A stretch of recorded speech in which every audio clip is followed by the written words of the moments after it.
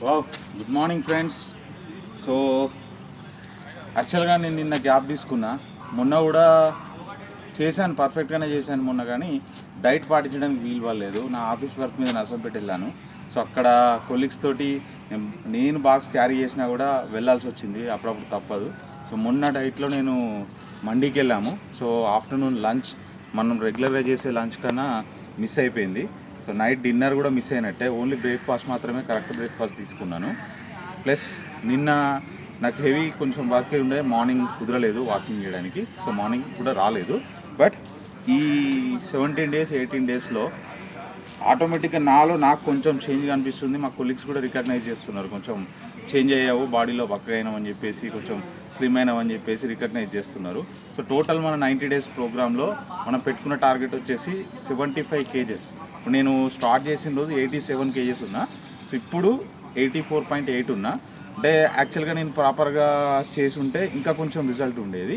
So ఇక్కడ నేను చేసిన మిస్టేక్ ఏంటంటే, నిన్నటితో కలిపి టోటల్గా 4 days నేను కంప్లీట్ వాకింగ్ స్కిప్ చేసిన. ఇందులో ఇంకొక 3 days ఏంటంటే హాఫ్ అన్ అవరే వాక్ చేసిన, 1 hour కాకుండా. నెక్స్ట్ మళ్ళీ ఒక 2 days ఏమో, మ్యాక్సిమం 2 to 3 days నేను డైట్ కూడా కరెక్ట్గా పాటించలేదు. ఇంకా ఇవి కనుక కరెక్ట్గా చేసి ఉంటే మ్యాక్సిమం ఇంకొక 1 kg వెయిట్ లాస్ అయితే అయ్యేది. బట్ ప్రాపర్గా చేయలేకపోయినా. బట్ ఈ వెయిట్ లాస్ జర్నీలో స్లీప్ మాత్రం నేను ఎక్కడ కూడా మెయింటైన్ చేయకుండా ఉండలేదు. అంటే నా వర్క్ టైమింగ్స్ కొంచెం ముందు వెనుక మేనేజ్ చేసుకున్నా, కానీ ఖచ్చితంగా 6 to 7 hours స్లీప్ అయితే మెయింటైన్ చేసిన. సో ఎవరైనా వెయిట్ లాస్ జర్నీకి స్టార్ట్ చేద్దాం అనుకుంటే మాత్రం ప్రాపర్ చూసుకోవాల్సింది ఏంటంటే, ఫస్ట్ డైట్ ప్లస్ వాటర్, దాంతో పాటు ప్రాపర్ స్లీప్. వీటిలలో మీరు ఏది మిస్ చేసి వెయిట్ లాస్కి ట్రై చేసినా కూడా ఆటోమేటిక్గా సైడ్ ఎఫెక్ట్స్ పడే అవకాశం ఉంటుంది. సో ఇలాంటి సైడ్ ఎఫెక్ట్స్ పడకుండా ఈ 90 days తర్వాత కూడా నేను ఇప్పుడు ఎంత హెల్తీగా ఉన్నానో ఇంతకంటే హెల్తీగా ఉండడానికి ట్రై చేస్తున్నా. ఎవరైనా ఒకవేళ నన్ను చూసి ఫాలో అయినా, లేదా మీకు మీరే నాలాగా మీకే అనిపించి వెయిట్ లాస్ జర్నీ స్టార్ట్ చేసినా కూడా ఇవైతే మిస్ కాకండి ఫ్రెండ్స్.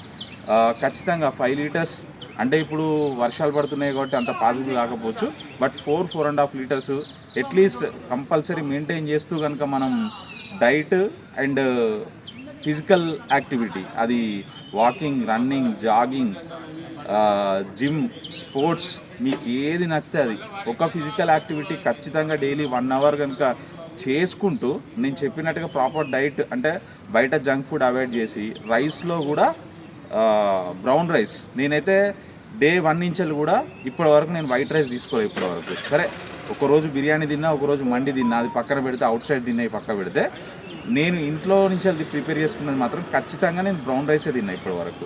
సో మీరు కూడా బ్రౌన్ రైస్ ఫాలో అయితే ఇంకా రిజల్ట్ ఎక్కువ ఉంటుంది. ఎందుకంటే వైట్ రైస్లో గ్లూకోజ్ పర్సంటేజ్ ఎక్కువ ఉంటుంది, బ్రౌన్ రైస్లో ఫైబర్ పర్సంటేజ్ ఎక్కువ ఉంటుంది. సో వెయిట్ లాస్ జర్నీలో మనకు ఎక్కువ కావాల్సింది ఫైబర్. సో నైట్ టైంలో కూడా డిన్నర్లో రైస్ అవాయిడ్ చేసి, పుల్కాలు కానీ, ఈవెన్ వెజిటేబుల్స్, ఫ్రూట్స్, వీలైతే ఎర్లీగా డిన్నర్ చేయడం చేస్తే ఇంకా చాలా బెటర్. నేను ఇప్పటివరకు డిన్నర్లో తీసుకున్న డైట్ ఏంటిది అంటే, నేను చెప్పినట్టు అప్పుడప్పుడు ఇవి కూడా తీసుకున్నట్టుని ఏమంటారు, ఉప్పు శనగలు అంటారు కదా, దొడ్డు శనగలు, అవి కూడా సలాడ్స్తో తీసుకున్నట్టుని, like carrot, beetroot, next onion, కీరాతోటి అవి తీసుకున్నట్టు నా రోజు డిన్నర్.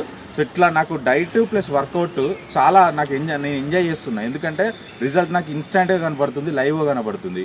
సో నేను యాక్చువల్గా నేను వాకింగ్ చేయలేదు కదా, వెయిట్ గెయిన్ అయితే కావచ్చు అనుకున్నా. బట్ నిన్న ప్రాపర్ డైట్ మెయింటైన్ చేయడం వల్ల నేనేం వెయిట్ గెయిన్ కాలేదు.